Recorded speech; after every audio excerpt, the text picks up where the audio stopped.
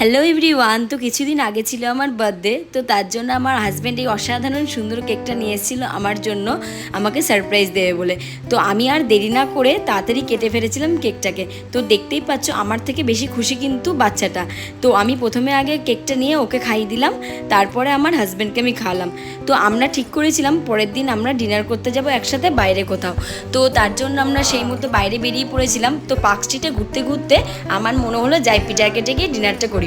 তো ওখানের অ্যাম্বিয়েন্স তো খুবই সুন্দর, যারা যারা গেছো তোমরা তারা নিশ্চয়ই জানো। তো তারপরে আমি মেনু কার্ড থেকে অর্ডার করেছিলাম আমার ফেভারিট গোল্ডেন ফ্রাইড প্রন, তার সাথে ছিল ফ্রেঞ্চ ফ্রাই, আর তার সাথে যে মেয়োনিজ সসটা ছিল সেটা খুব সুন্দর খেতে।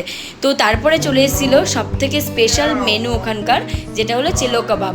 তো আমি তো চেলো কাবাবটা খুব ভালো করে খাচ্ছিলাম। তো তারপর আমরা দিনটা শেষ করলাম ন্যাচারালস আইসক্রিম খেয়ে। তো চলো টাটা, ভিডিওটা ভালো লাগলে একটা লাইক করে দিও।